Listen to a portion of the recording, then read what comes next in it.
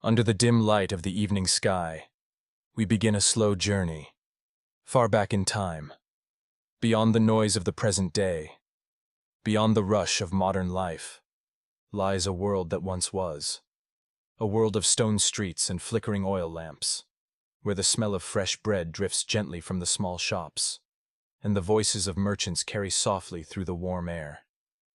This is Rome, but not the crowded city we know today. This is ancient Rome, in its youth, when its people were still shaping their destiny, when the great empire was only beginning to take form.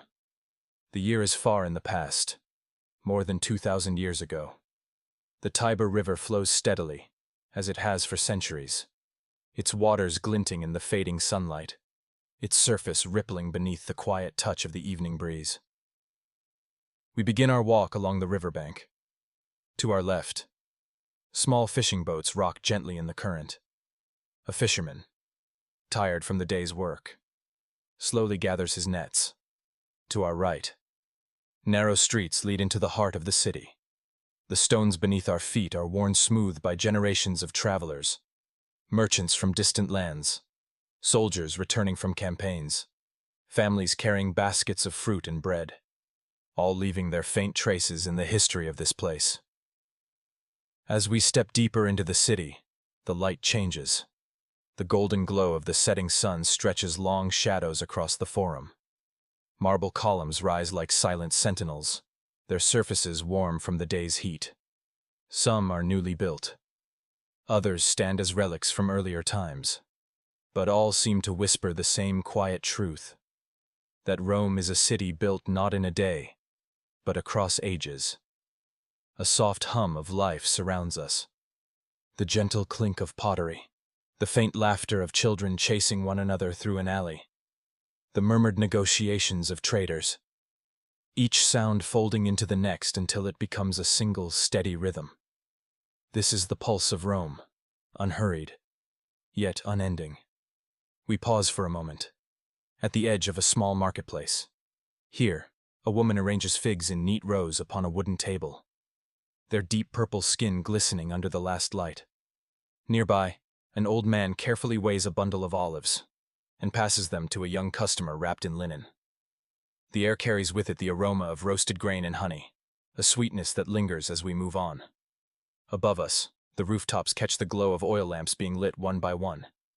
In the distance, the faint sound of a lyre drifts from an open window, its notes slow and deliberate, as if even the music here understands the measured pace of the night. And now, we begin to understand the Rome we have entered. It is not yet the vast empire that will stretch from the cold shores of Britannia to the warm deserts of Egypt. It is still young, still growing, its power held together by the vision of those who lead and the strength of those who serve. Somewhere in this city tonight, a man named Octavian, soon to be known as Augustus, is preparing for the days ahead. He does not yet know that he will be remembered for centuries, that his name will mark the true beginning of the Roman Empire. But the city, somehow, already feels the shift in the air. As the evening deepens, we walk on. The streets grow quieter. Shutters close, and the scent of burning wood drifts from small hearths. Somewhere, a dog barks once, and then all is still again. We find ourselves at the base of the Palatine Hill. From here, the city spreads out before us, a sea of rooftops and winding streets, lit by the steady glow of countless small flames. The voices of the day have faded, leaving behind only the calm and the promise of tomorrow. And so, in this quiet hour, we begin the story of Rome, from the first rise of its empire to the moment it fades into memory. We will walk slowly, through centuries, and as we do, we will see its triumphs and its struggles, its strength and its fragility. But for now, we simply stand, and listen to the soft breath of the city. As night settles gently over the Roman world, the night has passed, and the city wakes slowly beneath a pale dawn. A thin mist drifts along the Tiber River, curling gently over the water, catching the first rays of sunlight as they stretch across the horizon. The air is cool, carrying with it the faint scent of damp earth and distant wood smoke. Somewhere, a cockerel calls, and the quiet murmur of life begins again. In the heart of the city, Octavian rises from his bed. The room is simple, though the walls are adorned with fine patterns of red and gold. The soft light from a nearby lamp glimmers against polished bronze, and a slave moves quietly, bringing fresh water for the morning. Outside, Rome stirs. Merchants set out baskets of fruit beneath linen awnings.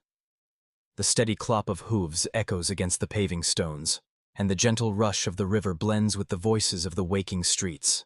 Octavian is no ordinary man. He is the adopted heir of Julius Caesar, a young leader who has already seen war, and who carries in his mind a vision for Rome that few can yet imagine. The city he rules is vast compared to the small settlement it once was, but he knows that its power must be shaped, organized, and secured if it is to last beyond his lifetime. Years before, the Republic had begun to crumble. Civil wars had torn at the heart of Rome. Alliances had broken, and men had fought not for the Senate or the people, but for themselves. When Julius Caesar fell to the knives of his enemies, Rome's future seemed uncertain. It was then that Octavian stepped forward, slowly, carefully, building his place in the tangled politics of the city. We walk now beside the young leader as he makes his way toward the Forum. The streets are still damp from the night's dew, and the morning sun reflects gently off the marble columns that line the square. Here, senators gather in quiet discussion, their voices low, their movements deliberate. They speak of laws and taxes, of trade and treaties. But beneath their words lies a deeper truth. Rome needs stability, and Octavian may be the one to bring it. The Forum itself is alive with motion. Vendors arrange amphorae filled with olive oil. Scribes sit at low wooden tables, their reed pens scratching across wax tablets, while citizens linger near the steps of the Senate House, exchanging greetings. Each face is a small part of the great mosaic that is Rome. Farmers from the countryside, soldiers in simple tunics, merchants from Africa, Gaul, and the distant lands of the East.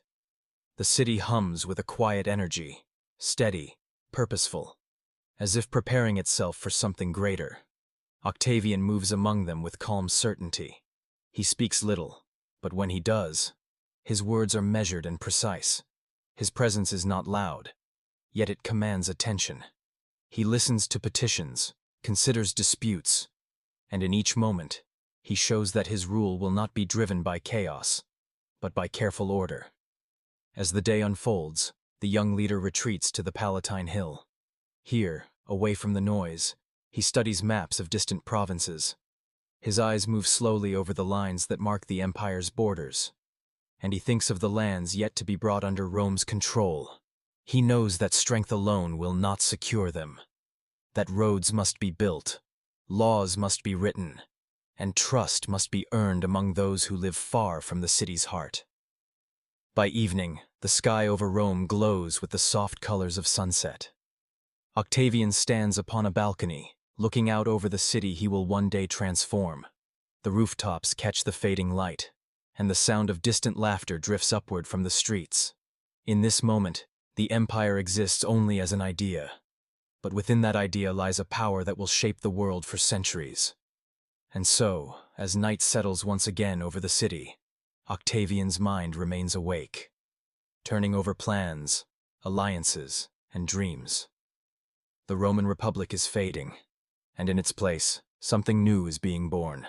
A single chapter is ending, and the long story of the Roman Empire is about to begin. The sun rises gently over the hills beyond the city, its golden light spilling slowly across the rooftops of Rome.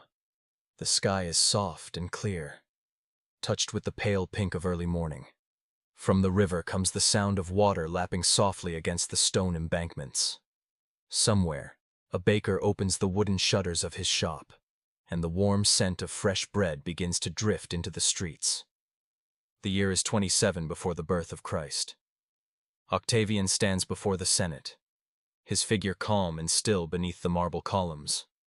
The great chamber is filled with the low murmur of voices, senators robed in white, their faces lined with years of debate and decision.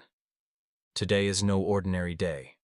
It is a turning point, though few in the room can truly see how far it will reach. In measured words, Octavian returns to the Senate the powers they had given him in war. He speaks of restoring the old ways, of giving back to the Republic its ancient dignity. The senators listen, and in their hearts, they know that this man has brought them peace after years of chaos. They cannot deny his skill, his ability to unite the fractured lands of Rome.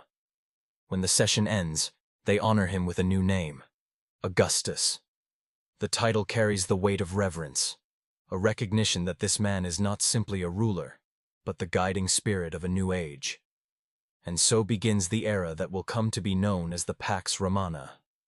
2 centuries of relative peace, when Rome will grow not only in size, but in strength, culture, and order. We walk now through the streets in this first year of Augustus's reign. The city feels different. Its people move with a sense of calm purpose. Builders lay new stones for roads that will stretch far into the provinces. In the markets, traders from distant lands display silks from the east, spices from Arabia, amber from the cold shores of the north. The smell of roasted meat mingles with the sweetness of honeyed wine. Life for the common citizen has not grown luxurious, but it is steadier. A farmer from the outskirts can bring his goods to market without fear of sudden war. A merchant can travel the length of Italy without being stopped by bandits or unrest. The great roads are watched over by the legions, whose discipline and loyalty keep the empire's hearts safe. Augustus does not waste this peace. He reforms the army, ensuring that its loyalty lies with the state, not with individual generals. He establishes laws to guide trade, property, and marriage. He strengthens the city's aqueducts, bringing fresh water from the distant hills. Granaries are filled, temples restored, and festivals revived. At night, watchmen patrol the streets, their footsteps steady on the stone, their torches glowing softly against the walls. Yet for all his power, Augustus moves carefully.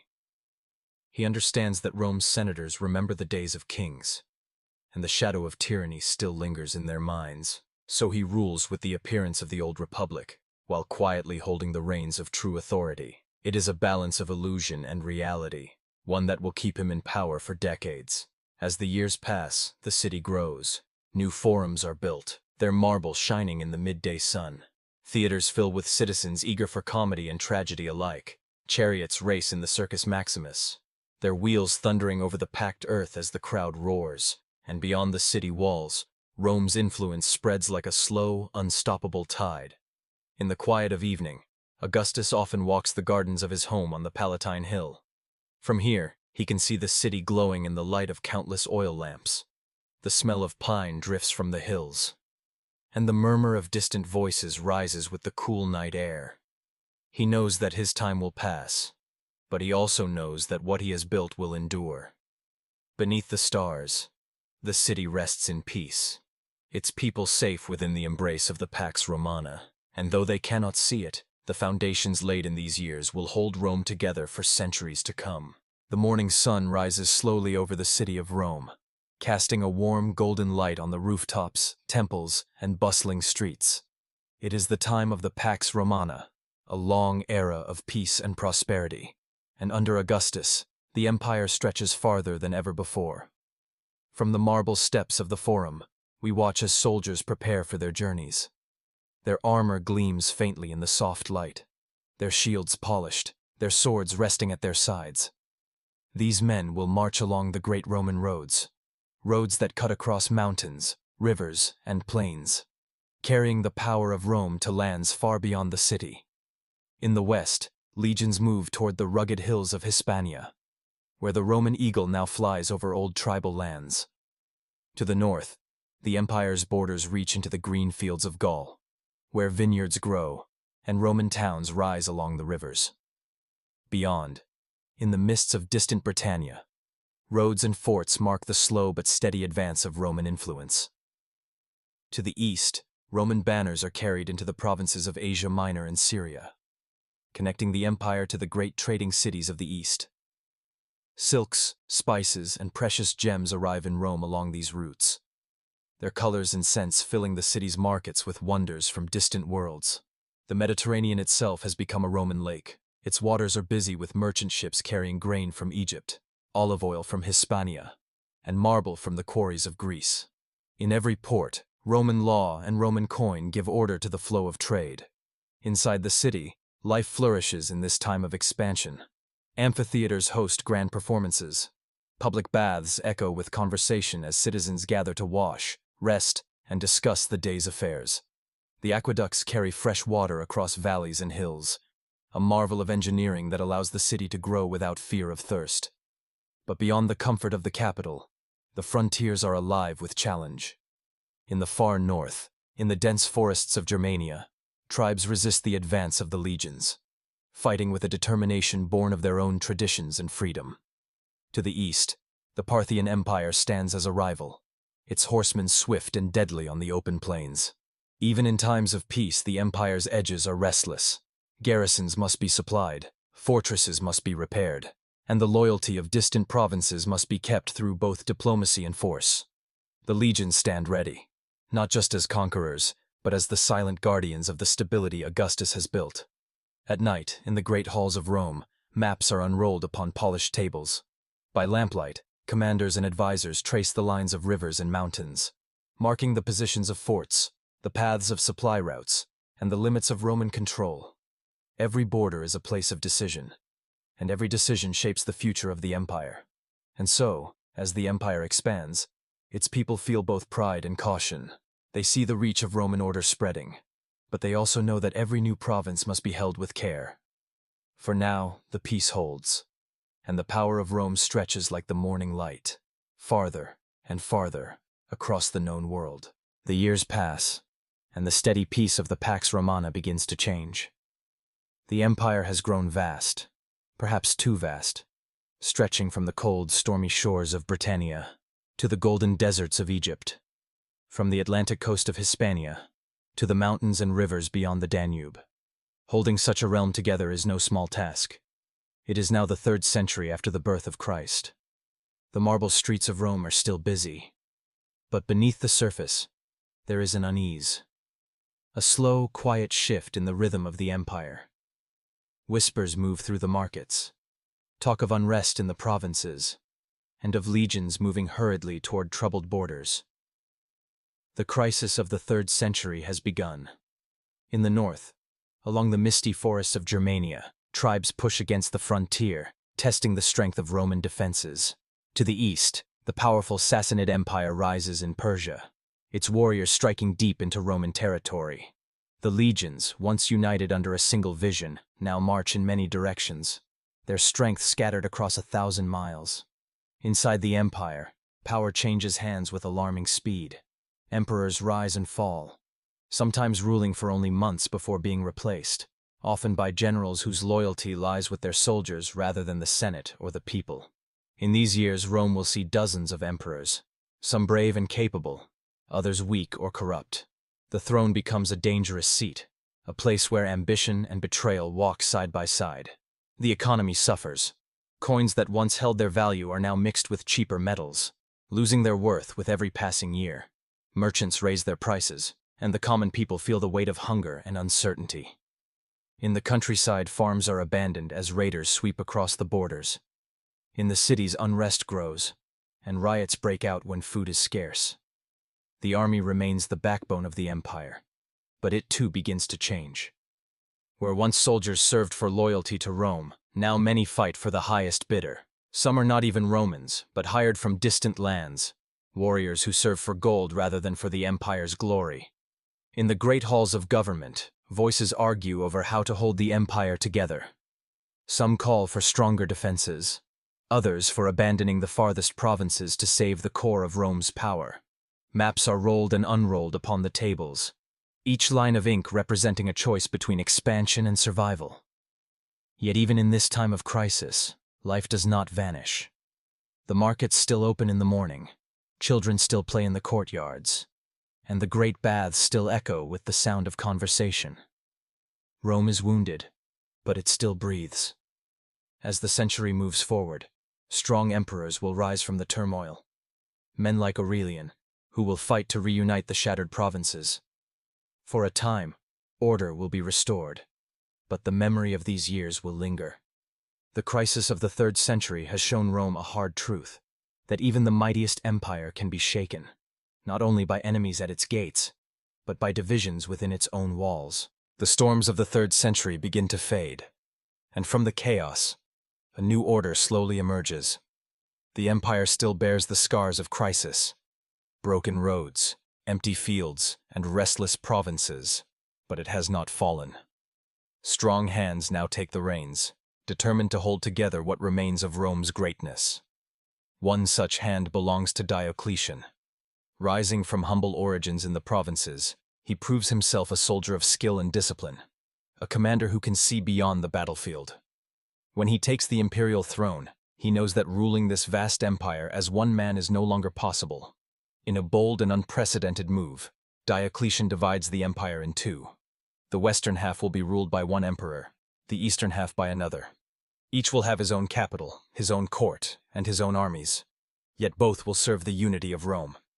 It is a practical solution, for no single ruler can travel fast enough or respond quickly enough to threats across such a sprawling realm. Diocletian does not stop there. He reforms the army, creating smaller, more flexible units that can move swiftly to defend the borders. He reorganizes the provinces, making them smaller and easier to govern. Taxes are collected more efficiently, and new laws ensure that essential trades, farming, blacksmithing, and soldiering, are passed from parent to child, securing the empire's needs for the future. Yet these reforms come with a cost. Taxes grow heavy, and the rules binding workers to their trades weigh upon the people. For the common citizen, life feels more controlled, more ordered, but less free. Still, the empire breathes more steadily than it has in decades. As years pass, a new figure rises to power in the eastern half of the empire.